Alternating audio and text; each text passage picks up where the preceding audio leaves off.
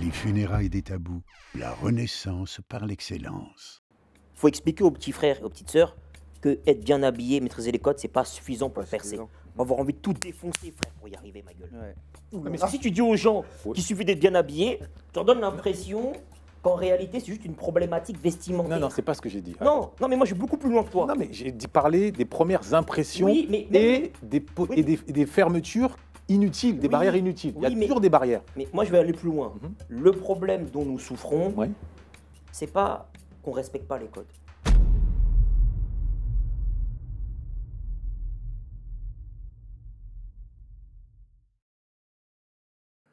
Hotep, shalom, salam, bonjour à toutes et à tous. J'espère que vous vous portez au moins aussi bien qu'une mosquée dans le 93 ou que le vide dans les églises de France. Bienvenue dans les funérailles des tabous, votre émission, comme vous le savez, qui est hebdomadaire et qui surtout s'est donné pour mission de répondre à l'injonction posée par France Fanon, à savoir participer à la renaissance de la communauté afro, mais par l'excellence. Autrement dit, très loin de la passivité et encore plus loin des larmes autodestructrices. Aujourd'hui, j'ai l'honneur et le plaisir de présenter une thématique qui va en toucher plus d'un, en compagnie des deux piliers de l'émission. Nous avons d'abord le Cicéron avec des rastas, au verbe en guise de char d'assaut, le frère Beko. Merci Herman pour cette présentation. Merci. Et nous avons le chef d'orchestre de la réalisation, comme j'aime à le dire, le Toussaint l'ouverture des caméras, Philippe Fabignon. Ah, c'est pas le chevalier Saint-Georges, ça a changé. On varie. Merci en tout cas, Herman, vraiment. Toujours un plaisir de te suivre et de t'accompagner et surtout de rencontrer des invités de qualité sur cette émission. Alors d'ailleurs, en parlant des invités, avant de vous les présenter, comme de coutume, je plante le décor. Alors, dans la mémoire européenne, 1933, ça marque l'avènement au pouvoir d'un certain Adolphe. Dans la mémoire américaine, 1933 marque l'avènement sur les écrans d'un film, King Kong. King Kong. Film qui a été repris à multiples reprises. Film qui, de façon métaphorique subliminale, montre la figure de l'homme noir en Occident. Un corps, un grand corps. Un corps qu'on doit dompter, un corps sur lequel on doit utiliser les forces, mais un corps est rien qu'un corps. En clair, l'homme afro est présenté uniquement sous les angles du sport, des performances sportives. De Mike Tyson, en passant par LeBron James, il ne serait qu'un corps. Et pourtant, à bien y regarder, des figures tordent cette règle. Jackie Robinson ici, Mohamed Ali là. Et nous avons l'occasion et l'honneur de recevoir un sportif, et vous allez comprendre pourquoi il a réussi à sortir de ce stéréotype. Il n'est pas seul. Je vous présente les frères Ezabé. Soyez les bienvenus, les frères. Je vous laisse le soin de vous présenter respectivement. Merci, je te laisse commencer. Non, comment présente-toi. Alors, bonjour à tous déjà. Moi, c'est Christé Sabé, boxeur professionnel, multiple champion de France, champion WC francophone, le premier à avoir fait champion de France amateur et professionnel la même année, et le plus jeune boxeur professionnel. On te voit avec un visage d'ange comme ça, mais en fin de compte. En tout cas, félicitations. Merci. Soyez le bienvenu, mon frère. Merci. Bonjour à tous et encore merci. Moi, c'est Sabé Warren, boxeur, 2 fois champion de France, et aussi à côté coach sportif. Très bien. Moi, c'est Sabé Joachim. Je suis manager de Christé Warren et je les accompagne dans l'accomplissement de leurs objectifs. Dans l'accomplissement de leurs objectifs. Ouais. D'accord. Vous formez un trio. Non, on est 4 frères. Ah, On est 4 frères. Le 4e, il n'a pas pu être là. d'accord. Il travaille en Suisse maintenant. Mhm. Pareil, pour accomplir ses objectifs, il a été obligé de partir. On lui a dit, vas-y. D'accord. Alors, très tôt, donc, on a 2 sportifs de haut niveau. Ouais. Lequel a ouvert la voie à l'autre? J'imagine le plus ancien. Oui, Warren. Exactement. Exactement. Donc, tu as suivi ses pas. C'est ça. D'accord. Et comment, vous, en tant que sportif, que ce soit vis-à-vis des administrations et autres, vous avez été perçu? Est-ce que vous avez, comme je l'ai précisé en introduction, vous avez eu le sentiment d'être réduit uniquement à des corps où il y avait quand même un peu plus de considération? Non, je dirais qu'il y avait quand même un peu plus de considération. Mais on n'était pas juste perçus comme de simples boxeurs, mais on était aussi perçus comme des humains dans des qualités. De même, exactement, au départ, quand tu commences. Mais à partir du moment où tu rentres un peu plus dans le business, on te voit plutôt comme un objet ou un produit. D'accord. Voilà. Et donc très vite, les frères ont fait rempart, ont su t'entourer. C'est même pas très vite, c'est à la base. J'aime bien. Ouais. C'est à la base. À la base, si tu veux, Warren, il vient un jour, il dit je vais faire de la boxe. Mes parents, ils sont contre la boxe. D'accord. Moi, j'ai voulu faire de la boxe, mais ma mère, elle a dit tu fais pas de boxe. Nous, on n'est pas dans ce style de vie-là. D'accord. Parce que tu sais, tout de suite, boxeur, ça donne personne violente, tout ça. Et nous, bon, tu vois, on n'est pas violent. On se laisse pas faire non plus, mais on n'est pas violent. Et moi, je lui dis non, laisse-le faire de la boxe. Et il tire son frère. Il dit viens, on va à la boxe. Ma mère, elle dit écoutez, vous voulez aller à la boxe? Moi, je vous paye pas de licence de boxe. Ils vont quand même à la boxe. Par la grâce de Dieu, ils montrent un certain talent justement dans ce sport. Malgré, comme tu vois, leur jolie tête d'ange, ils montrent une certaine mentalité, une certaine dextérité dans ce sport, ce qui fait qu'ils sont vite remarqués. Et moi, en tant que frère, je me dis, OK, si les gens qui sont extérieurs à moi, ils remarquent que mes frères, ils ont un talent, alors moi, mon devoir, c'est de les accompagner dans ce qu'ils sont en train de faire. Donc, dès le début, moi, je crois en mes frères. Je crois que ça va être des champions, je crois que c'est des champions. Et donc, c'est comme ça que très vite, je me place en tant que rempart. Mes frères, personne ne va les exploiter, personne ne prendra de décision à leur place. Ce n'est pas des produits, ils ont une mentalité, ils ont une volonté, et on va travailler pour qu'ils puissent accomplir leur volonté. Très bien. Et pour les accompagner autrement que physiquement, parce que ça ne suffit pas, Ouais. tu as engagé quelle démarche? J'ai engagé la démarche déjà de me renseigner sur comment ça fonctionne la boxe, Tu as étudié. étudier le monde de la boxe, quels sont les acteurs de la boxe, et je suis resté auprès de leurs coachs, et je les suivais partout, dans chacune de leurs sorties. Pour te donner même la petite histoire, même quand j'ai pas de voiture, je prenais les transports pour aller assister à leurs combats, pour qu'ils comprennent que peu importe où vous irez, moi je serai là derrière vous. Et c'est comme ça que petit à petit, les gens ils comprenaient que les frères Essabé, c'est les frères Essabé, et il y a le grand, il est toujours là derrière. D'accord. Ouais. Merci. Je vais céder la parole. En fait, ce qui est intéressant dans cet exemple, c'est qu'on a une volonté qui est affirmée de ne pas se laisser instrumentaliser par l'industrie et de ne pas laisser d'autres diriger ou décider à leur place. Et cette volonté de puissance, moi, je la trouve intéressante. C'est pour ça que j'avais à cœur qu'on les invite et qu'on les reçoive, parce que c'est rare. C'est-à-dire que nous, on a une communauté où on a tendance, dès qu'il y en a un ou une qui a du talent, à confier le talent à l'autre et à pas faire les efforts derrière pour être rempart, pour protéger et défendre les intérêts comme il se doit. Et je suis extrêmement content de mettre en avant une famille qui réussit à l'incarner avec 2 champions. Et là, on n'est pas sur des personnes qui rêvaient de l'être, ils sont devenus champions, et qui se donnent les moyens de leur ambition et qui ont envie après de montrer aux autres familles que c'est possible. Et ça, c'est ça le plus important à retenir pour moi. Ok. Alors, déjà, bravo, félicitations. Une fois que ça s'est dit, je commence un peu, moi, à me faire connaître dans l'émission comme étant un peu le poil à gratter, et c'est un peu parfois même le méchant. Donc, je vais essayer de respecter mon rôle. Et c'est vrai que là, derrière les bravos, est-ce que parfois aussi, on ne peut pas voir une certaine emprise avec la fraternité, ok? On l'a vu à travers le sport, je ne donnerai pas de nom, des frères, dans le football, même dans différents sports. Et à un moment donné, les plus jeunes sont pris sous la coupe familiale. On ne peut rien faire. Et parfois même, on se fait voler son argent. On se fait flouer sous des belles considérations. Qu'est-ce que vous en pensez, vous, de ce... Bon, je vois que le grand frère rigole, c'est lui qui doit signer les contrats, donc... Ouais. Non, même pas. C'est d'abord le petit, alors. Non. Même pas. Voilà, donc c'est juste ça que j'ai envie d'avoir votre avis là-dessus. Je vais laisser Chris parler. J'allais te dire, on en discutait tout à l'heure, ou que même des fois, on pourrait avoir totalement confiance à son frère, mais même ton frère, en vrai, il peut manger dans ton pain.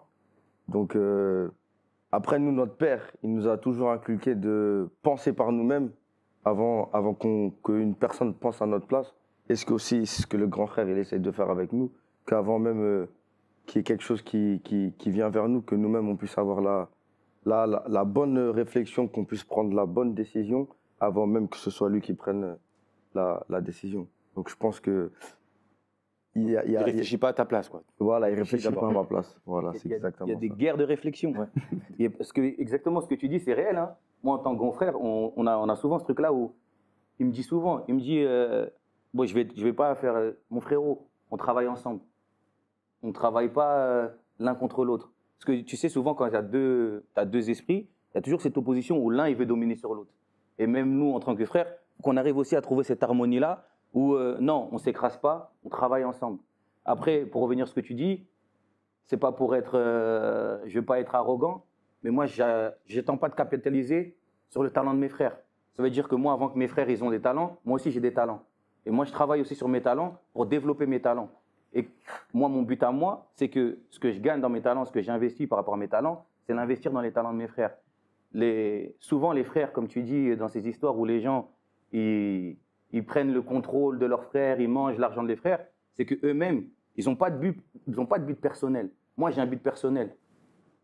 Avant de pouvoir faire ce que je fais pour mon frère, je le fais parce que je suis obligé de le faire parce que c'est dans mon ADN. C'est comme il a dit, c'est ce que notre père il nous a inculqué. Sois toujours derrière tes frères. Mon père, il m'a dit une chose. Donc tes frères, ils sont là, ils font du sport, sois toujours derrière eux. Donc moi, quand je suis derrière mes frères, déjà, j'exécute l'ordre de mon père. Ok?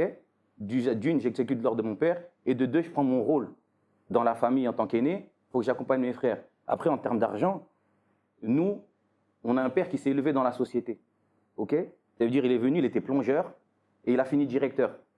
Donc déjà, on a un exemple d'un noir qui est capable de s'élever dans la société autour des autres noirs. Donc on n'est pas dans un truc où si mon frère est réussi, il faut que moi aussi je mange sur lui. Non, moi, je n'ai pas besoin de mon frère pour manger.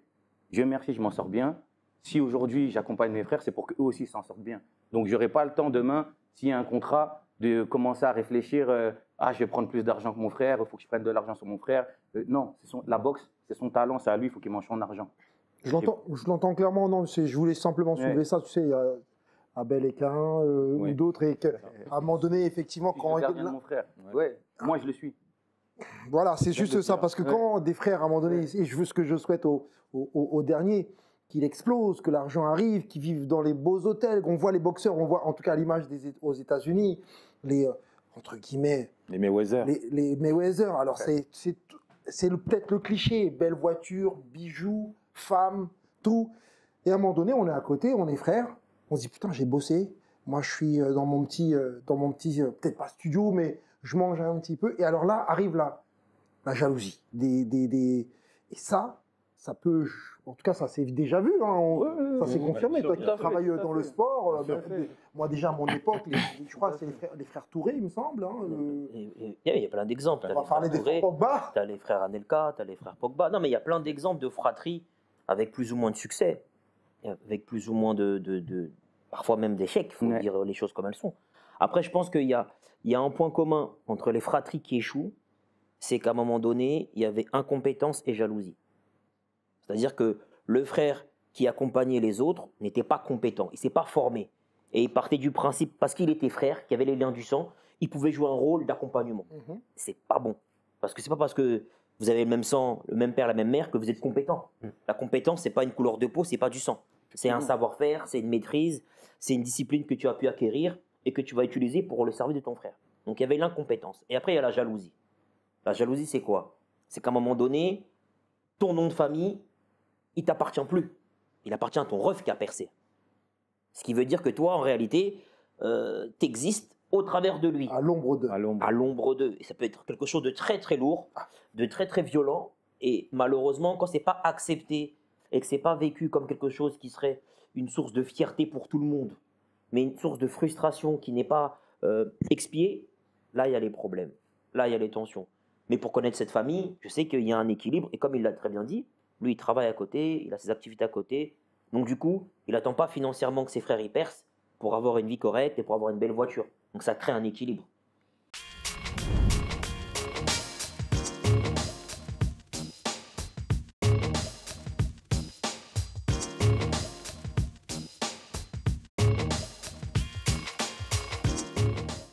tout cas, j'ai bien aimé ton discours, effectivement volontariste, où tu expliquais à quel point tu prends ton destin en main et que tu aides tes frères à prendre aussi leur destin en main par le cerveau. Et j'aimerais savoir, pour prolonger la question de Philippe, est-ce que vous avez déjà été aux prises à des tentatives de division? On sait tous, hein, diviser pour mieux régner. Est-ce que l'un ou l'autre a essayé d'être instrumentalisé, on lui a soufflé quelque chose dans l'oreille? Est-ce que c'est déjà arrivé? pour, pour répondre à ça, parce qu'aujourd'hui, j'espère que ça va continuer, non. Mais ce qui nous permet de rester, entre guillemets, unis, c'est l'humilité, pardon. D'accord. Aujourd'hui, c'est Très religieux, ça. Pas religieux. Excuse-moi. Ouais, pardon. Parce que ce mot-là, C'est pas un défaut, hein, dans ma bouche. Non, non, je sais que c'est pas un défaut, mais souvent on parle de religion. C'est pas ce que nous, tu vois, nous les chrétiens, Ouais. on l'affirme. Partout où on va, on l'affirme. Mais on n'est pas chrétien au sens de religion. On est dans une relation. Tu le fais, cette humilité, cet amour, ce pardon-là, parce qu'on aime Dieu, on veut ressembler à Dieu, dans ce qu'il fait et dans la manière dont lui il nous aime aussi en général. Donc on le fait pas par dogme, tu vois. On le fait parce que c'est une volonté de notre cœur. C'est plus ça que je voulais rebondir. Pas de problème, ça te tient à cœur. Maintenant, je vais laisser ton frère poursuivre. Après, il faut comprendre que je emploie le terme religion. Après, je reviens, comme je le dis, de la relation. Mais il y a une chose que notre père nous a appris depuis qu'on est tout jeune. Même aujourd'hui, que Joachim et Kevin, qui n'est pas là, qui nous dit toujours l'humilité et le pardon. C'est vrai que souvent, on est en désaccord. D'accord. Vous nous voyez comme ça, on se ressemble, on est unis. On a fini d'être en désaccord. On est toujours en désaccord. Et ce qui nous permet qu'à la fin, qu'on ait une même parole, une même décision, c'est l'humilité et le pardon. Reconnaître que non, j'ai vu trop gros ou j'ai vu trop petit. Ah non, moi j'ai m'inspiré de Joe, j'ai m'inspiré de Kevin. Par exemple, moi, mon exemple, aujourd'hui, Chris, il a fait des exploits que moi, je n'ai pas fait. Et je peux être jaloux de mon frère. Parce que ce qu'il a fait, pour moi, c'est mon exemple. Mais aujourd'hui, ce qui me permet de ne pas être jaloux, c'est aussi une chose que Joachim m'a appris. Warren, si tu es en haut, ceux qui sont vers le bas, ramène-les vers le haut. Et si toi, tu es en bas, pousse vers le haut ceux qui sont déjà en haut. Donc, c'est ce qui nous permet... J'ai l'impression que ça, c'est une phrase qu'on pourrait même afficher sur nos sites. Non, mais c'est vrai. Ah ouais, c'est une belle phrase. Aujourd'hui, merci. Moi, ce que je vis aujourd'hui dans la communauté, ça devrait être un exemple. Ça, poussons-nous vers le haut pour ceux qui sont en haut. Et si ceux qui sont en haut, nous tendons la main pour tirer ceux du bas. C'est vraiment, pour moi, ça s'applique un peu partout et c'est universel ce que vous venez de dire. Tu prends les grands hommes, tu sais, il y a pas longtemps, ces derniers temps, je suis en train de lire un peu un livre intéressant là. Réfléchissez et devenez riche là, c'est ce que je lis en ce moment. Napoléon Hill. Ouais, exactement. Et je me suis remis à le lire en ce moment. Et il y a comment ça s'appelle, Carnegie, qui a été un des premiers multimillionnaires des États-Unis, exactement, dans le fer. C'est une philosophie que lui, il a voulu développer. Ceux qui sont riches, qui travaillent pour aider ceux qui sont en bas avec leur surplus, et ceux qui sont en bas, qui travaillent pour s'élever en fait. Et quand je lis ça, en fait, on se retrouve dans ça, mais on se retrouve dans ça, c'est pas, j'ai envie de dire, c'est pas fait exprès. C'est juste que quand tu veux faire du bien autour de toi, au final, ça devient naturellement, parce que ton but, c'est pas de profiter de quelqu'un, mais c'est plutôt d'accompagner les gens et de faire du bien autour de toi, tu vois. Et qu'est-ce qui t'a rapproché, merci de ta réponse, hein, très précise, de la lecture? Qu'est-ce qui m'a rapproché de la lecture? Est-ce que tu as réussi à contaminer tes frères? Ouais, ils lisent, mais c'est même pas moi qui les ai contaminés. Ils ont lu sans moi. Ils ont lu sans moi. Moi, c'est un de mes meilleurs potes qui m'a contaminé à la lecture. Moi, je suis pas quelqu'un de la lecture de base, en vérité. Mais j'ai un ami à moi, gros big up à lui, qui s'appelle Piggy. Et lui, il est très dans la lecture, il lit beaucoup. Il s'informe beaucoup. Et j'ai de la chance de l'avoir autour de moi, enfin à côté de moi. Et c'est un peu mon conseiller. Et donc, moi, je l'ai vu beaucoup lire, s'informer sur la culture, sur les Noirs en général. Et au fur et à mesure de moi l'observer, lire et voir que souvent quand je discutais avec lui, il avait des références intéressantes, j'ai commencé à me mettre à la lecture aussi. D'accord, merci. Moi, premièrement, c'est notre mère, parce qu'elle est chrétienne. Avec moi, de base, j'aime pas du tout la lecture. Je vais dire la Bible. Et le fait, comme il a pu dire notre ami aussi, notre cousin Piggy, le fait qu'il a beaucoup de connaissances, je me dis, moi aussi, je commence à grandir. Ma conscience, elle commence à travailler, je vais commencer à m'intéresser. Donc la meilleure manière d'apprendre, comme des choses, c'est par la lecture. La meilleure manière d'apprendre, c'est par la lecture. Merci. Oh là, Moi. il est refait là. Alors là, je vais vous dire. C'est essentiel, surtout ce qu'il représente, le monde du sport, le monde du corps, où à la télévision, on présente directement le passage du corps à l'argent. Et on occulte la connaissance. Et à l'arrivée, Absolument, beaucoup se font flouer, ils signent des contrats en fermant les yeux, en faisant confiance. Et pire, leur tête, hélas, on pense à Ladji Doucouré, lui-même l'a dit, donc je me permets de le citer, leur cerveau est un peu manquant, je ne vais pas dire vide, mais manquant. Et le fait que vous ayez déjà conscience très tôt de cet impératif de lire, moi, ça me fait chaud au cœur, et au moins, pour moi, hein, c'est l'assurance vie. La lecture. Oui, ton rapport à la Comment moi j'ai lecture. commencé la lecture, Ouais. c'est par le biais d'une dame qui lutte contre l'illettrisme. Mhm. Et du coup, et elle offrait des livres et aujourd'hui on travaille avec elle dans l'associative, avec les écoles.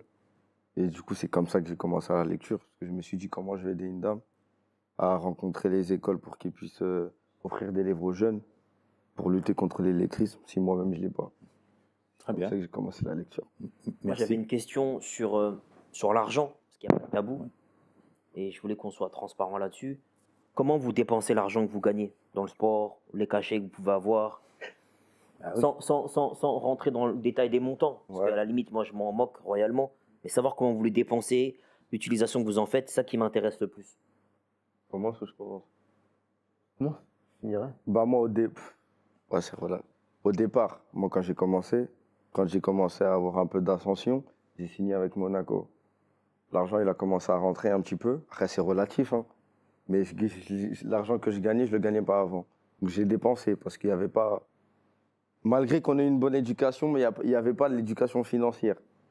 Mais aujourd'hui, tout l'argent que je gagne en tout cas, je l'investis à mon sport. D'accord. C'est-à-dire qu'aujourd'hui, déjà, je ne gagne pas d'argent. Il faut savoir que déjà, la boxe, c'est un sport compliqué. Mhm. Mais le peu que je gagne aujourd'hui, je le consacre à mon sport.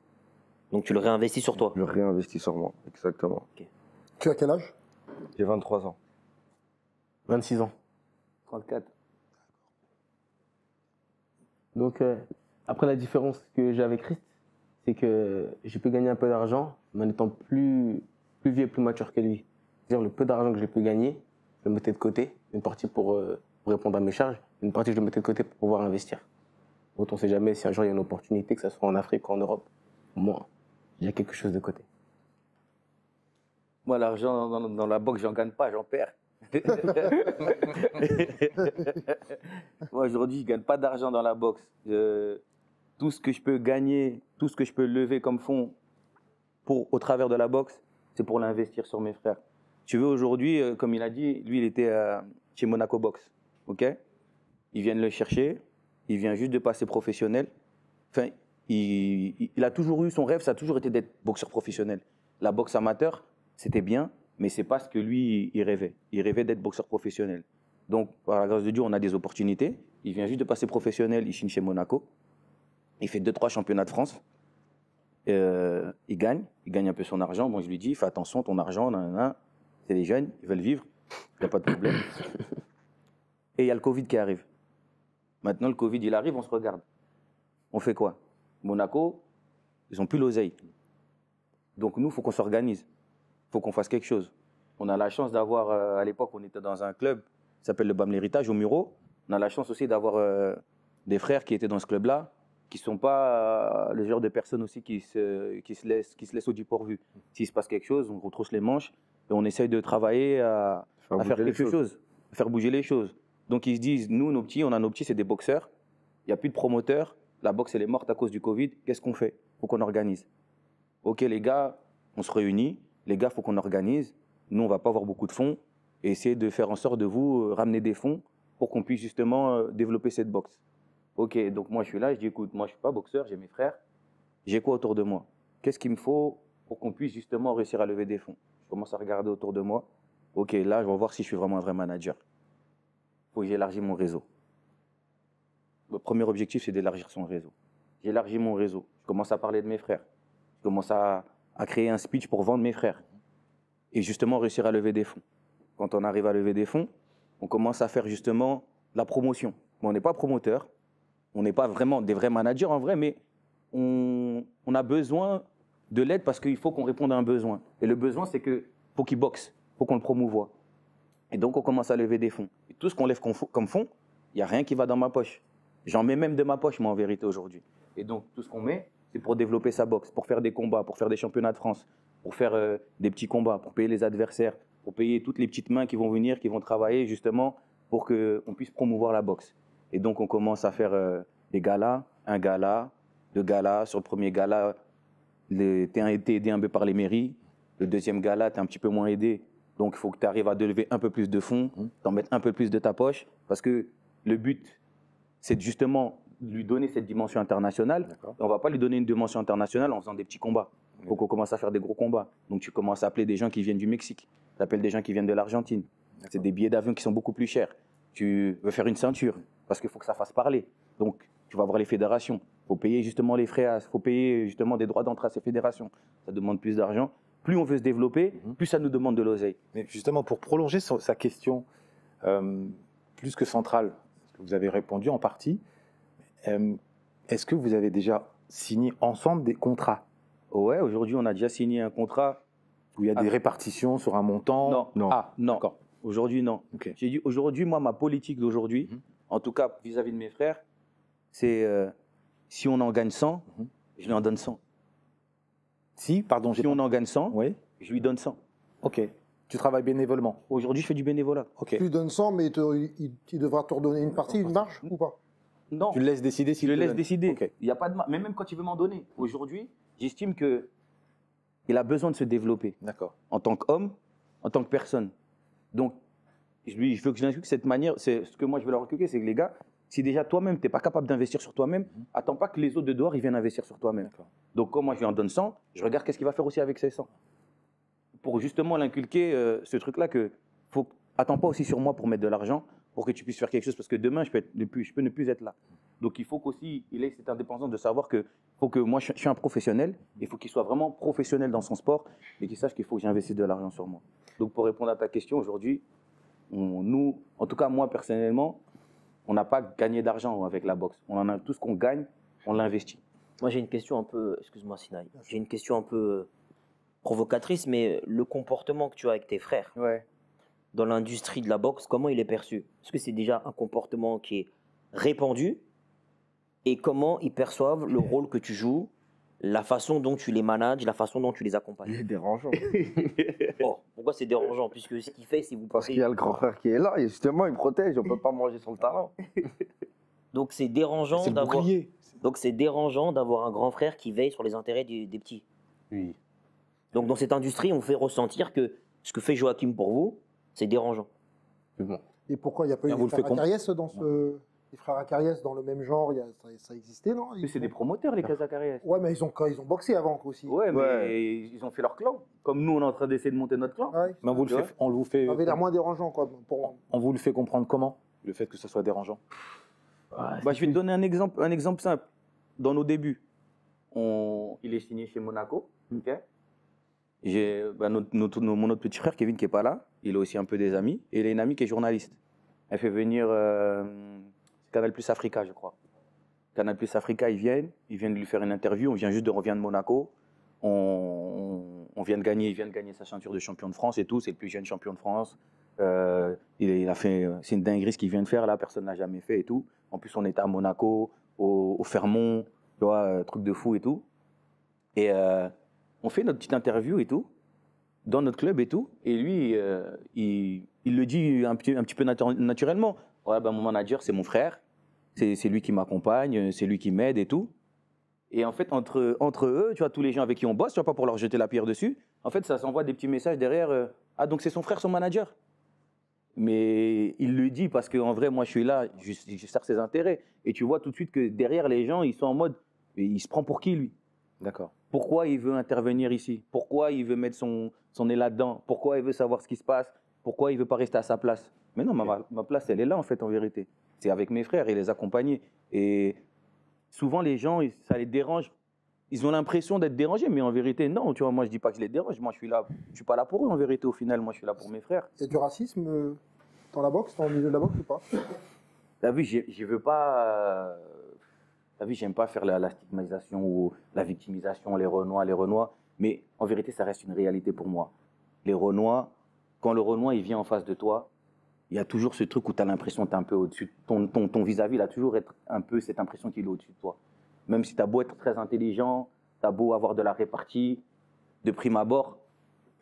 Moi, c'est mon ressenti. Il y aura toujours ce truc-là. Je me dis, il y a certaines phases que peut-être qui nous ont arrivées, je me dis souvent, c'est parce qu'on est des Renois. Et parce que surtout, on est des Renois qui ne se laissent pas faire. Parce qu'on est des Renois qui montrent que nous, on veut maîtriser notre truc. Bah, j'ai l'impression que des fois, un peu, justement, il y a.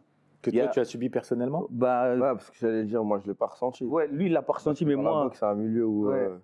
il y a beaucoup de noirs et d'arabes, Ouais. on va pas se mentir. Il y a très peu de blancs. Donc, Mais là, on parle des coulisses. ouais. C'est ça, riche. C'est exactement. qui les dirige. Ouais. Ok, d'accord. Leur vie sur le ring. Ah, ok, d'accord. Ceux qui mettent Ah oui. leur peau en jeu. c'est- Ouais. Alors, ok. limite, Alors, je posais une question un peu, comme il disait le frère Philippe, un peu poil à gratter. Est-ce que tu penses que c'est ta couleur de peau qui suscite comme ça parfois des réactions un peu, des a priori négatifs? Ou est-ce que tu penses que c'est plutôt l'ensemble des codes auxquels tu renvoies qui donnent un peu l'image ghetto? C'est oh, petite Kaira qui s'est perdue là, qu'est-ce qu'elle va faire? Ça va partir en embrouille, comme l'avait expliqué Doumbé. Non, je dirais pas ça, petite Kaira, parce que de prime abord, moi, quand je viens, j'ai une tête de gentil. Tu vois, moi, j'ai pas la tête du Renoir de Alors, quartier. quand je dis, Tu vois quand on ne te connaît pas de Ouais. l'extérieur, Ouais, tresse, oui, jean baissé, ça, c'est le nouveau style à cause de Mbeko. là. voilà, l'influence de non, mais t'es pas le père du genre, on est en Ukraine. Incroyable. tu vois ce que je veux dire? Ouais, non, oui, bah, quelque part, oui, on va pas se mentir, quelque part, oui. On se dit, en vrai, je suis un arriviste. Moi, je suis pas de la boxe. C'est bien de le reconnaître. Je suis un petit Renoir des Mureaux. Voilà, tu vois, tu viens, eux, ils sont là, c'est leur business. Ça fait peut-être 10-15 ans, ils sont dans leur business. Qu'est-ce que tu connais à la boxe? Qu'est-ce que tu viens, tu veux commencer à parler, vouloir donner ton avis là-dessus? Nous, on est là depuis longtemps, on fait notre boulot, on sait bien faire notre boulot. En gros, reste à ta place. Tu vois? Après, il y a une réalité, c'est que en France, dans différents milieux, comme on a l'habitude d'utiliser le noir comme de la chair à canon, et je pèse mes mots, dès qu'on va avoir affaire à des noirs qui vont venir avec une ambition noble, une volonté de diriger, d'accompagner, de contrôler, de ne pas se contenter d'être que des sportifs ou des artistes, d'avoir une ambition de dirigeant, une ambition de producteur, une ambition même de promoteur, là ça dérange. Parce que les autres, en réalité, ils veulent nous limiter. Et je le dis tout le temps. Et il faut faire attention, et tu l'as très bien dit, ne pas être dans la victimisation. Mais en même temps, il ne faut pas avoir peur de dire que eux aussi, ils ne veulent pas spécialement nous voir là. Après, attention, c'est aussi. Moi, j'ai toujours envie de dire il y a une co-responsabilité. Ok, les autres veulent te limiter, mais à un moment donné, il y a aussi que toi-même, après, tu as adopté la pensée de l'autre, et j'en vois certains qui se limitent eux-mêmes, si tu veux. Et là, je suis content de voir les frères Isabé avec Joachim qui encadrent.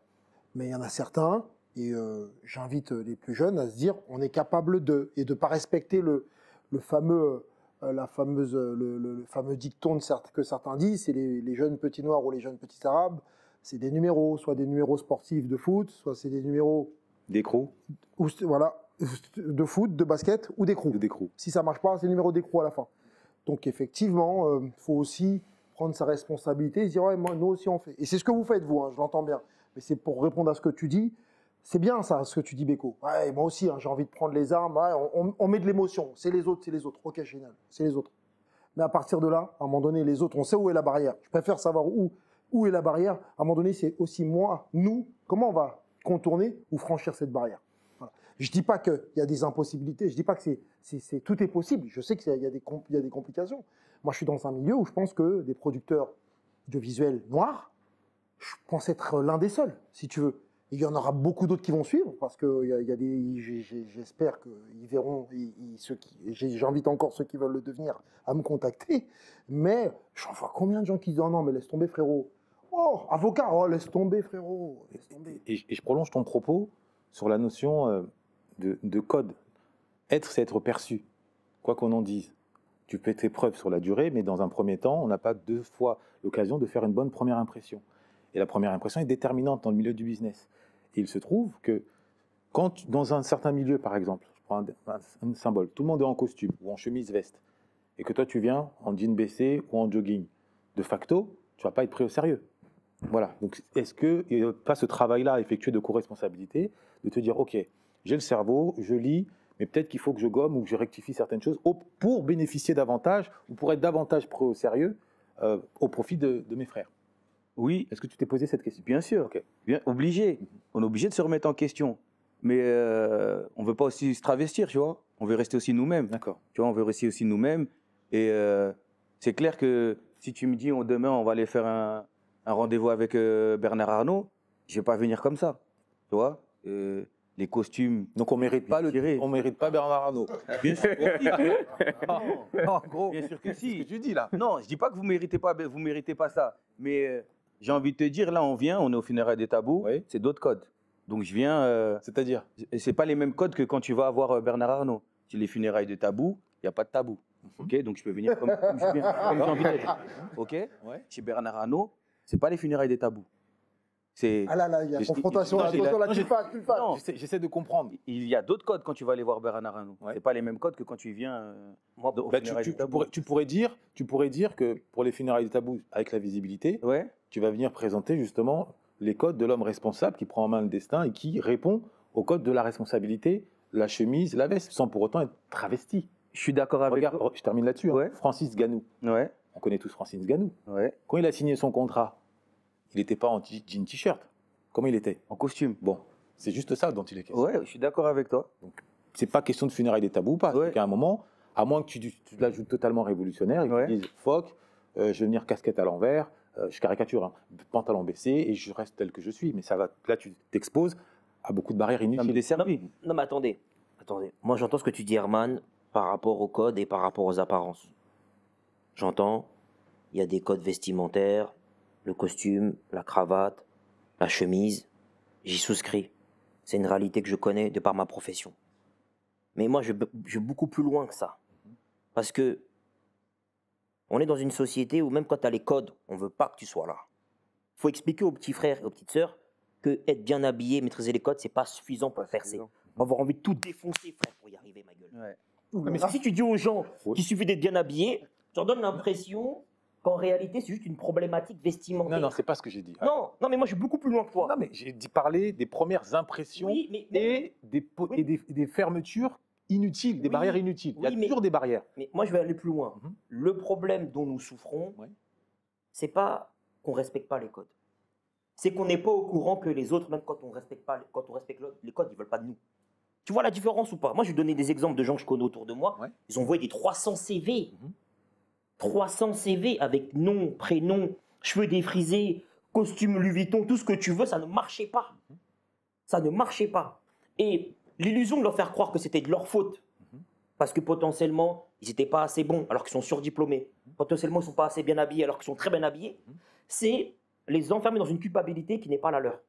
En fait, il faut leur dire que quand bien même, quand tu joues les codes, quand on ne veut pas de toi, il faut que tu t'organises toi-même. C'est ce que voilà, c'est ce que j'allais te dire. Tu vois ce que je veux dire? Tonton Alors, Beko. Enfin, c'est ce attends. que je voulais dire de par ce que je te dis, la co-responsabilité, elle est là. Oui, C'est de savoir ce qui est en face. c'est ça, existe. c'est ça que je dis. Maintenant, comment tu vas t'organiser Alors, toi pour c'est- contourner Alors, franchir c'est une question ça. Il y a la, Je dis. il y a la forme, Alors- et je finis juste, il y a la forme, excuse-moi Herman, Ouais, que tu dis que je respecte, effectivement. Moi avant, je m'en foutais complètement de cette forme. Il n'y a pas longtemps, je me suis dit, ah ouais, c'est vrai qu'il faut quand même une certaine forme. Mais il y a le fond, et le fond, c'est de ton état d'esprit, ton envie d'y aller, et comment tu vas organiser tout ça. Si tu as une barrière là, comment tu la Oui, bien sûr, comment bien tu la sûr. contournes, voilà. Là, on est tous d'accord. Si tu as un vase vide, tu peux mettre tous les meilleurs costumes, faire les plus beaux contours, ça ne servira à rien. Ça. Là, nous sommes d'accord. Je dis juste qu'à compétence égale, c'est le savoir-être qui fait basculer. La couleur de peau, oui, ça joue, mais maintenant, à choisir, pareil, je prends un exemple caricatural, mais qui est factuel pour que tout le monde me comprenne. Montrez-moi aujourd'hui, au XXIe siècle, quand on parle de bavure policière ou de contrôle aux faciès, quel homme afro s'est fait contrôler en étant en costume ou s'est fait tabasser en étant en costume? En fait, tu confonds. Non, Parce que- montrez-moi un exemple. Ouais, mais regarde, tu confonds deux choses. Ouais. Tu confonds le fait que les personnes qui sont en costume Ouais. ne restent pas dans des endroits où il y a des contrôles de police. Mais c'est-à-dire que le mec qui est en costume, il n'est pas posé au quartier en bas avec ses potes en train d'écouter de la musique, il fume une chicha. Bah, donc on est d'accord. Donc c'est C'est-à-dire pas que le costume. Ah si, parce que le Mais costume détermine le comportement, détermine Non. le rapport au monde. Non. Bah, si tu es en costume, tu vas pas justement être en chicha, écarter les jambes, parce que Mais tu sais que regarde. ton costume te conditionne. Regarde. Du vêtement naît le comportement. Bah, je vais suivre ton exemple. Ouais. Comment tu fais, Mhm. puisque tu me dis que le costume est une solution, quand tu es dans une société. Une des solutions. Ok, une des solutions. Tu es dans une boîte d'un grand groupe français dont je tairai le nom. Mhm. Tu es cadre et tu es diplômé, femme ou homme, de couleur. Ouais. Tu es costumé, tu as tout ce qu'il faut en termes de diplôme. mais il y a un plafond de verre qui fait que tu diriges pas les blancs. Tu fais comment? Réel. T'as lu tous les livres? Réel. Eh frère, t'as lu tous les livres, t'as Réel. tous les bouquins sur la table. Réel. Tu fais comment? Réel. Je peux répondre ou pas? Vas-y, explique-moi. tu fais comment? Non, mais là, c'est son coup, il veut impressionner. D'un coup, c'est mon tour. Je ne laisse pas avoir, Herman. S'il te plaît, Tu fais comment? réponds. Non, mais il est réel parce que Réponds calmement, mais réponds, Herman. Aux frères et aux sœurs, comment Là, tu là, fais il s'est- pour t'en sortir alors que t'as tous les codes vestimentaires et des diplômes? Est-ce que je peux répondre? Je t'en prie. Bon. Qui connaît le nom de Tidjane Thiam? Moi, je le connais. Moi, Il n'a pas dirigé Gros, c'est une exception. Ah, attends, Poto. tu m'as dit tu fais comment? Mais non, mais Je c'est une te exception. donne un exemple. Je te parle des milliers. Non, non, non, non. Mais non, regarde comment tu Attends, fonctionnes. C'est dangereux ce que tu fais. Je te donne un C'est exemple. dangereux. c'est dangereux. Là, Je te- moi, Fais attention, moi, Herman. moi, ce que je fais, et ce que je ne cesserai de faire, c'est que je prône l'excellence, la noblesse ça commence du vêtement, ça se prolonge dans le langage, mais surtout à travers la connaissance. Donc oui, il faut qu'il y ait la compétence. Maintenant, si à compétence égale, tu respectes les codes et qu'on veut Pas pas de banque suisse, frère. et qu'on veut pas de toi, mais au moins tu auras suffisamment les codes pour qu'à un moment ou à un autre, on va davantage vouloir de toi. Tout ce que je dis, c'est que tu mets toutes les chances de ton côté. Ça ne veut pas dire. Tidjane Thiam, il a dû aller potentiellement en Suisse, dans un pays qui a d'autres mœurs, Ouais. pour être là où il était. Je te parle en France, il y a un problème au niveau de l'emploi des personnes qui sont de couleur. Ouais. C'est-à-dire que même quand ils sont compétents, même quand ils sont élégants, même quand ils sont raffinés, on ne veut pas qu'ils dirigent des blancs. C'est ça la logique que tu n'entends pas, mon frère. J'entends. Quand bien même tu as lu Voltaire, Montesquieu, Ouais. tous les grands auteurs, à un moment donné, on ne veut pas que tu diriges 20, 30, 40 babtou. On D'accord. veut pas, tu fais quoi? Et alors, s'ils veulent pas, est-ce que ça Non, mais t'interdit? non, Est-ce que ça ta t'interdit? solution, non. Oui, mais Mon qu'est-ce- solution. T'en diriges des. Mais non, mais moi, c'est Et pas la après, solution. diriger, moi, je Dis-moi la bosse avec 40, il y en a, tu t'es venu dans ma Je suis devenu structure. entrepreneur. Pour moi, la solution, c'est ça. Ouais. C'est ça qu'il dit pas. Lui, il dit c'est le livre. Pour moi, c'est pas le livre. À un moment donné, quand tu heurtes une porte, qu'on veut pas que tu diriges, tu dois devenir toi-même ton propre directeur. C'est ça. Ton Oui, propre oui, dirigeant. là, je suis d'accord. C'est pas le livre qui va te sauver. Alors attends. Tu vas avoir les plus beaux costumes, va à la défense. Regarde le nombre de Renois que tu croises à la défense qui te disent ah, ça fait 8 ans que je plafonne, je comprends pas, je fais tous les séminaires, j'ai tous les diplômes, j'y arrive pas, j'ai suivi la formation d'Herman. Je plafonne pas. Qu'est-ce que je dois faire, mes là? Bah, monte ta boîte, mon gars. Alors, Monte ta boîte, ouais, effectivement, Non, en mais entrepreneuriat. Mentir aux gens. faut pas mentir aux gens. Premièrement, pour être entrepreneur, c'est 8% de la population. Donc, il ne faut pas non plus présenter l'entrepreneuriat comme la solution miracle à tout le monde. Deuxièmement, pour ceux qui ont suivi ma formation, précisément, du fait d'accéder à un niveau de langage et de logique supérieur, ils font la différence. Non, mais attends, tu m'as posé une question. Vas-y, Tu m'as vas-y, parlé je t'en moi prie. personnellement. Oui, je t'en Je prie. réponds personnellement. Bien sûr. Ils font la différence. Pourquoi? Parce qu'on vit dans une époque de décadence linguistique. L'ensemble de la population ne sait plus parler le français correct, ne sait plus écrire de façon rigoureuse. Donc quand toi, tu accèdes à un niveau d'excellence, tu te démarques. Troisièmement, nous vivons à une époque George Floydienne. Donc la conscience occidentale, pas arabo-musulmane, mais occidentale, elle a dû se positionner.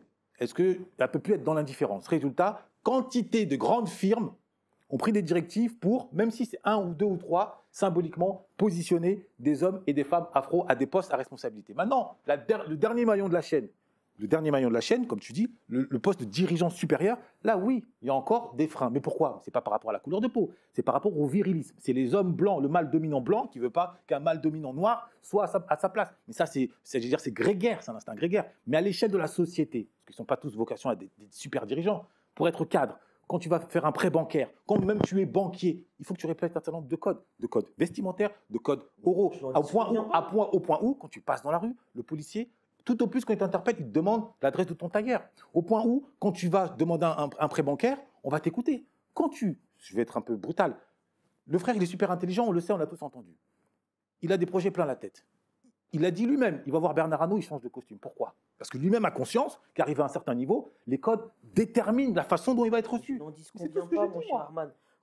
Et pourtant, parfois, on prend tous ces gens-là dans la main dans le sac en train de faire des encore pire que ces gens des quartiers, si tu veux, et encore dans les délits, si tu veux, les cols blancs. Mais j'ai pas dit que Non, ce que je veux dire, c'est que ça ne veut pas tout. Ça ne te résume pas non plus au costard à ce que la personne soit la plus vertueuse possible, si tu veux. Ce sont des apparats. Mais entre tous les deux, je pense que vous avez la vérité à Les codes, c'est important. Moi, j'appelle les gens à respecter les codes. Je suis diplômé et je mets des costumes. Et je suis au milieu de gens qui font partie des puissants de ce monde. Je les côtoie de manière directe ou indirecte. Et je sais que même quand tu as joué le jeu, tu vois, quand tu as fait le nécessaire en termes de diplôme, en termes de tenue vestimentaire, en termes de raffinement du langage, quand ils veulent pas toi, frère. C'est un problème qu'il faut entendre, c'est profond. Donc toi, tu dis qu'il n'y a pas d'évolution sur ce terrain-là. Je dis L'évolution juste des que, mentalités, tu ne sais pas. dis juste que même une femme comme Taubira, on ne peut pas soupçonner d'être médiocre. Ouais. Te dit que même à un niveau, quand on est ministre, tu as des problématiques de racisme, tu as des problématiques même au sein du gouvernement en disant c'est qui elle, alors qu'elle était ministre. Ouais, mais elle était ministre d'État. Mais elle est nommée, frérot. Ouais, mais elle est quand même ministre d'État. Oui, mais en fait, ce que tu ne comprends pas, à un moment donné, il faut arrêter de dire Mhm. que nos exemples, Ouais. ils sont là juste pour nous faire plaisir. Ils sont là aussi pour dissimuler ce qui se cache derrière. Mhm. Quand on met en face une Taubira Ouais. ou qu'on met un Harry Roselmack, Mhm. tu as des milliers de gens dans l'anonymat Ouais. qui n'ont pas eu accès à des postes importants alors qu'ils avaient des compétences. Tu as des milliers de gens. Ok. Donc il ne faut pas les utiliser, nous, en disant ah, ils nous ont mis une Taubira, on est content, on fait les macaques. Alors, Et on est là, on est heureux. on Non, a- gros, Attends. il faut comprendre Ah, ce il qui se est passe sorti, derrière. je te réponds. Pour une Taubira, il y a peut-être 300 000 derrière qui n'ont pas eu accès à des postes importants. Alors, tu dis pour une Taubira, il y a 300 000 qui n'ont pas accès à des postes importants? Peut-être. Hmm. Maintenant, moi, ce que je dis, c'est que pour une Taubira, il y en a peut-être 300 000 qui, plutôt que d'aller twerker, ont été à la bibliothèque pour avoir l'éloquence et le niveau de culture générale d'une Taubira. C'est moi, très ce que bien. voilà la différence. Mais Pour oui. moi, c'est ce que je dis. Mais je te dis Donc, pas pourquoi Taubira. Donc, je préfère qu'il y ait une Taubira, fût-elle instrumentalisée par la super élite, de façon à ce qu'au moins les 150 000 jeunes par an qui quittent le système scolaire, issus de notre communauté, au moins à 100 000, au moins une bonne moitié d'entre eux se disent mais finalement, plutôt que d'aller sur TikTok twerker, peut-être que je vais devenir avocate, peut-être que je vais devenir comme Maître Mbeko, peut-être que je vais devenir écrivaine, peut-être que je vais devenir journaliste. Et à ce moment-là, au moins une classe moyenne supérieure de notre communauté va Mais je suis émerger. d'accord À avec défaut toi. d'avoir la Je super ne élite. dis pas qu'il ne faut pas de Taubira. C'est pas ce que j'ai dit. Je suis heureux qu'elle ait été Il est en train de désignée. dire qu'à un certain niveau, il y a un plafond Voilà. au niveau. Et pour moi, le Ce plafond, pas mais le l'échelle. est-ce qu'il ne se situe pas aussi au niveau social? Parce que C'est ce que- il y a certains. Moi, quand je parle de ça à Non, mais certaines faut personnes. préciser, hein, il a dit que ça, ce plafond, que Ouais. tu aies le costume ou pas, il y aura ce plafond. C'est ça que je C'est dis. ça le vrai, c'est ça le vrai. Le vrai qui veut problème, dire, il est le vrai là. problème. Et en fait, nous, on l'aborde pas. C'est pourquoi? Parce Ouais. qu'on a des exemples qui ont réussi et on est content. Mais ces exemples, ils servent de cache-misère. Moi, ce qui m'intéresse, c'est pas les exemples qui ont réussi. Moi, je pourrais très bien me dire, j'ai percé, ça marche bien. Pourquoi je fais ça? Pourquoi avec Sinaï, on met notre argent, notre énergie pour donner la visibilité à des gens comme vous? Parce qu'on vous invitera pas à TF1, à part s'il y a un mort dans votre famille. Et qu'en fait, en réalité, c'est un voyou. On vous invitera pas non plus sur M6, à part s'il y a un cadavre. Faut qu'il y ait un drame pour qu'on vous invite. Ben, nous, on vous invite, il n'y a pas besoin de drame. On montre quelque chose d'uni sans attendre qu'il y ait une dramaturgie derrière. On est obligé de le faire. Mais moi, j'aurais kiffé mettre mon argent ailleurs, en réalité. D'ailleurs, pour en revenir un peu sur le débat, j'aimerais savoir. Les spectateurs, finalement. Non, parce que- Non, Voilà. c'est dur d'en passer une là, Non, avec non, ces trois-là. Même l'échange, il est intéressant. L'échange, il est intéressant. Moi, je voulais savoir, justement, Eh, après tout ça, toute cette aventure sportive, quel va être l'avenir? Parce que parfois, pour les sportifs, certains sportifs n'imaginent pas un avenir, ne se demandent pas ce qui est l'après. Et j'aimerais savoir l'avenir pour vous, si, voilà, j'en suis sûr qu'il y en a un. J'allais dire s'il y en a un, mais j'en suis sûr qu'il y en a un. Quel est l'avenir?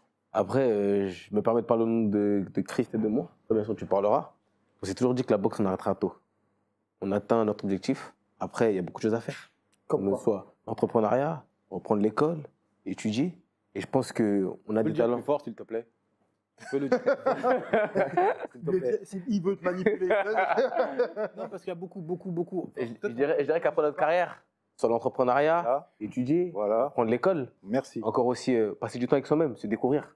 Je pense qu'on a beaucoup de talents et beaucoup de dons sur lesquels on doit travailler. Et le fait que lorsqu'on arrête notre carrière, ça nous permettra de plus nous concentrer sur nous-mêmes. Comme il a dit Mbeko, lorsqu'on va reconnaître une qualité ou un don, bah, on va bosser. C'est ça. Et pour revenir à ce qu'il a dit Herman, on va prendre conscience de notre noblesse. Donc automatiquement, on a un bon mindset. Automatiquement, on aura aussi les bons codes vestimentaires. Et ça revient à une parole que Mohamed Ali il a pu dire. Certes, souvent on dit Dieu juge le cœur et ne regarde pas l'apparence. Mais Mohamed Ali a dit une phrase. Comment tu es habillé reflète ton état d'esprit. J'aurais pas mieux dit. Merci. C'est un peu, en fait, Ouais, merci ouais, d'avoir mais fait la c'est synthèse. contradictoire. La vie ne fait pas le moine. C'est vrai, l'habit ne fait pas le moine. C'est quand même Mais assez. c'est quand François- même- L'habit fait pas le moine, mais il fait le prince. L'habit fait le prince. Et Est-ce moi, que la projection après la boxe. la projection, c'est pareil, la même chose. Hein. Moi, je veux arrêter la boxe tôt. Mhm. Je le dis tous les jours, même quand je vais à la salle. Mon coach, il n'est pas d'accord avec ça. Mais la boxe, c'est pas un jeu. On prend des coups. Mhm. Et les coups, c'est pas à manger. Mhm. Donc voilà, c'est pour voir. On veut quand même qu'on va pas se mentir à nous-mêmes. Faire de l'argent vite dans ce sport pour pouvoir avoir d'autres options Une belle reconversion. de le sport. Voilà. Je ferai tout ça Moi, je pense qu'on n'est qu'au début. Ouais. Donc, Bien sûr. il y a encore pas mal de travail. Bien sûr. On n'a pas encore atteint nos objectifs. Tu sais, le premier truc que nous, on s'est dit quand il est venu, il m'a parlé de boxe, il m'a dit, ouais, j'ai un rêve et tout. Moi, je veux devenir champion du monde. J'ai dit, non, non, non, non. Mon frérot, il n'y a pas de rêve. Nous, on n'a que des objectifs. Notre premier leitmotiv, quand on a commencé cette aventure-là, c'est pas de rêve, que des objectifs. Parce que tu peux rêver, il va rien se passer. Mais quand tu as un objectif, tu vas mettre des choses en place pour atteindre cet objectif. Bien sûr. Donc là, aujourd'hui, on est très loin de notre objectif. Tu as vu, nous, notre travail, c'est qu'il puisse atteindre cette dimension internationale. Tu vois, je suis content quand Beko il nous invite ici, quand on vient justement discuter avec des frères comme vous. Et le débat il s'élève justement, on n'est pas que sur la question sportive et tout, parce que au-delà de ça, de cet objectif d'être champion, l'objectif aussi c'est d'élever le nôtre, d'impacter Bien sûr. notre génération. On veut que notre nom il compte. Notre nom il compte, son histoire elle compte, et puis s'inspirer quelqu'un. Et quelqu'un il se dise, tu vois, souvent quand on est au Muro, les jeunes ils viennent le voir. Il lui dit, moi je vais être comme toi. Et ça lui donne aussi une Pour qui connaît les responsabilité. Mureaux, sait Ouais. que cette responsabilité, elle est Exact, forte. tu vois, et exactement pour ceux qui connaissent Oui. les Mureaux, voilà, c'est fort, exactement, c'est fort. Et l'objectif, c'est ça. Je t'ai dit aujourd'hui, après tout ça, on est encore loin, on est encore très loin. Et Joachim, Ouais, je perçois vraiment cette. Vous êtes vraiment liés. ouais, Et c'est loin de moi l'envie de délier quoi que ce soit. ouais. Mais j'ai dit à titre personnel, et je vois que toi, là c'est plutôt psychologique, mais Ouais. est-ce que tu n'es pas en train de te faire ton image, ou tu te projettes à travers ton frère? Parce que j'ai l'impression que je te dis, toi, à titre personnel, tu me dis non, ouais, nos objectifs. Ouais, non, mais toi, Parce que moi, à titre personnel, comment? t'as vu ce que tu dis là, ce que tu es en train de me dire? Oui. Pour revenir à ce que tu dis, sans te couper, excuse-moi, je Et- me permets. En fait, Joachim nous a inculqué une valeur. Si Christ il réussit, bah, c'est nous quatre on a réussi. Si Warren il a réussi, c'est nous quatre on a réussi. Ah, C'est mais pour ça qu'il se permet de vivez dire de façon indépendante. on les fait vrai, frères, vous allez pas. Mais moi, en fait, tu as vu ce que tu dis, c'est un truc que j'ai au quotidien carrément avec les Je gens. vais prolonger proches de sa moi. question. Ouais. L'un d'entre vous est en couple? Moi, je suis marié. Tu es marié? Ouais. D'accord. Marié Il est marié aussi. Marié aussi. Ouais. Votre fratrie prime sur le couple? Votre vie de couple? Non. Non. Ok. Enfin, Là, d'accord. Là, on C'est vrai, s'approche non. des- Il a posé une bonne question. Parce qu'un jour, mon épouse a dit une phrase à Christ. Et que Christ te rappelle de cette phrase? Bah ouais, je me rappelle. En fait, vous, quand on vous regarde, vous avez besoin de personne. Et Christ, il la regarde, il est mort de rire. Et à la fin, on se pose. Je dis, mais en fait, c'est vrai. En fait, on est tellement. Bah, je lui dis, c'est vrai. Parce que moi, j'attends que quelque chose de mes frères. J'attends rien des autres de l'extérieur. Ok. Tu comprends? Donc, je peux pas être déçu de quelqu'un dont je n'attends rien. Ok. Je vais être déçu que de mon frère parce que moi, j'attends que lui. Et si je lui demande un truc, il faut qu'il fasse. Donc, Moi, je mes lui frères avant ma femme. Non, pas marié. on va pas dire ça. Ah, tu sais pas. Parce que ça, Armand, c'est les comparer. Non. exactement. Il y a le couleur de mon frère et le couleur de ma femme. Voilà. Point. C'est un équilibre. C'est Voilà. exactement. Moi, j'ai dit ma femme et ma mère. Ok. Non. Mais pour revenir sur ce que tu dis, parce qu'en fait, aujourd'hui, on n'est pas venu présenter Joachim. Tu vois, si tu fais une émotion, tu viens, tu m'appelles que moi, je vais te parler de ce que moi je fais personnellement, à titre personnel. Mais aujourd'hui, on vient, on parle de la famille SAB. Ok? Donc, moi, mon travail, c'est de parler de la famille SAB. En tout cas, cet esprit, pardon frère, Ouais. c'est tellement intéressant qu'on Ouais. peut t'écouter des heures et des heures. Ouais. Cet esprit de fraternité et d'unité de façon clan. indescriptible. Voilà, le clan. L'esprit du Le clan, l'esprit du Fait, clan. fait vraiment chaud au cœur. Et- Surtout que la dernière fois qu'on a entendu une fratrie associée au sport, bon, c'était dans des conditions moi, c'est mal un peu passé. sombres. Donc merci de venir apporter ce témoignage très lucide, très pertinent. Et si vous deviez, en guise de conclusion et de façon très courte, s'il vous plaît, adresser un message à tous les jeunes sportifs, ce serait lequel? Je commence. Bah, moi, ce serait lequel? Ce serait tout d'abord de croire en ses capacités, avoir confiance en soi, qui va de soi, et lâchez pas, travailler surtout, parce que ça fait partie du processus. On n'a rien sans rien dans la vie. Très bien, merci. C'est vrai que moi, je dirais, croyez en vous, comme tu as pu le dire. Deuxièmement, si vous échouez, continuez de croire en vous. Et si encore ça ne marche pas, apprenez à explorer les capacités qui sont en vous. Peut-être, le divin a permis que A ne marche pas pour que vous puissiez aller vers B. Et tant que tu seras rigoureux, et bien sûr, cultivez-vous, ça marchera tôt ou tard. Merci. Travaillez, soyez déterminés et entourez-vous bien. Moi, ce que je dis à mes clients, ce que je dis aux personnes que j'accompagne, c'est l'entourage. L'entourage. L'entourage, il est responsable de ta réussite. Parce qu'il n'y a pas de self-made man, tu vois. Personne ne réussit tout seul, c'est faux. Tu as toujours des gens autour de toi qui t'accompagnent et qui te font réussir. Mais c'est aussi celui qui va te faire échouer. Donc soyez très bien entourés, ayez des managers compétents, frères ou pas frères. Ayez aussi des avocats compétents, noirs ou pas noirs. Ayez aussi des compagnes, des femmes, des épouses qui acceptent ce que vous êtes et qui du coup va vous accompagner aussi, va vous soutenir aussi, parce que c'est important que celles qui partagent ton lit, qui partagent tes nuits, te soutiennent dans ce que tu fais. Et une fois qu'il y a tout ça qui est mis en place, il faut travailler et ne pas lâcher, hein, et travailler jusqu'à ce que ça marche. Tu tombes 7 fois, tu te relèves 8 fois, et tu continues. Tout a été dit. Là, je vais simplement nuancer parce qu'aujourd'hui, la réussite, à mon âge, elle commence. À mon âge, ouais, je pense à être un peu le grand frère ici, mais c'est relatif, quoi. La réussite de quoi? Quels sont les objectifs? Parce qu'une fois que tu as rempli des objectifs, tu as eu ton diplôme d'avocat, tu deviens champion du monde. Parfois, tu te dis, mais merde, j'ai pas assez. Je veux plus, je veux plus, je veux plus. Et cette envie de vouloir tout le temps plus, elle peut t'amener dans une espèce de frénésie à faire n'importe quoi. Allez, et surtout, quand tu as peur de perdre. Donc aujourd'hui, cette notion de réussite, j'ai envie d'aller avec vous, mais je suis en train de réfléchir différemment, peut-être du fait de mon âge, me dire, c'est quoi la réussite en soi? C'est quoi? Est-ce qu'on n'est pas, des fois, de ne rien vouloir, tout simplement, c'est fou ce que je vais dire, hein. Peut-être qu'on va me dire, ouais, c'est ne rien vouloir, bah, c'est là être heureux et de dire, oh, ok, parce que moi, ok, je voulais être ci, je le suis. Maintenant, il faut que je sois au-dessus. Et je savoure à peine, et on voit même comment j'ai vu une dernière interview de Kylian Mbappé qui disait, putain, il n'a même pas eu le temps de savourer, le gars, tout ce qu'il a fait. Mais qu'est-ce que c'est? Donc, la réussite, c'est pas les objectifs et la réussite, je peux même pas te répondre si tu veux. Aujourd'hui, moi, c'est rien. Voilà, je vais vers le rien.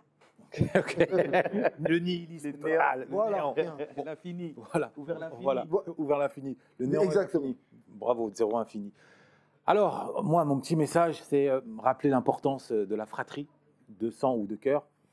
La fratrie, c'est fondamental dans l'histoire de l'humanité. Il y a eu l'histoire des Horaces, c'est la symbolique. L'histoire des frères soudés. Quand on est soudés et ensemble, on va nulle part tout seul. On peut tout réaliser, on peut tout accomplir. La fratrie, le sens du sacrifice. Les Spartiates, c'était des frères. Le sens du sacrifice, c'est fondamental. Donc réussissez à trouver auprès de vous des frères et des sœurs, évidemment, avec lesquels vous pouvez tout affronter et surtout, tout vous dire. Tout vous dire. Le regard d'autrui, le regard de ton frère, c'est le meilleur des miroirs. Mais encore faut-il qu'il accepte de tout te dire et que tu acceptes de tout entendre. Donc la fratrie, c'est la clé de la réussite collective, à mon sens. Après, chacun est libre de penser ce qu'il veut. Vous savez que les funérailles des tabous, on n'a pas la prétention d'avoir la science infuse. Vous l'avez vu, ça s'écharpe, même entre nous, on est là. Mais dans une position dialectique, on avance. La vérité étant une œuvre inachevée. On vous laisse le soin de l'achever avec vous, en likant, en partageant, en nous distillant des remarques, si possible, constructives. Et pendant ce temps-là, nous, on garde en tête que tout seul, on va vite, mais c'est ensemble que l'on va loin. Et c'est ensemble autour d'une table qu'on va loin et haut, au-dessus de nos émotions, là où nous attend notre accomplissement collectif. Les funérailles des tabous, c'est votre émission, c'est notre émission. Je vous dis à très bientôt. Au nom de toute l'équipe des funérailles du tabou, je vous remercie d'avoir suivi attentivement cet épisode en espérant qu'il aura mis du grain à moudre au moulin de votre réflexion. Comme vous le savez, notre communauté fait face à un certain nombre de défis, aux allures de déficit. Nous pâtissons, ayons le courage de le dire, d'un déficit entrepreneurial. Nous sommes plus des consommateurs que des acteurs économiques. Où sont nos entreprises dignes de ce nom? On se rend à Château Rouge, à Château d'Eau, on s'aperçoit que les magasins qui vendent nos produits ne sont pas vendus par nous-mêmes, mais par d'autres. Et s'agissant du terrain organisationnel, c'est un secret de polichinelle. Nous ne sommes pas encore au rendez-vous de l'excellence en la matière. Ou même encore, déficit d'ordre culturel.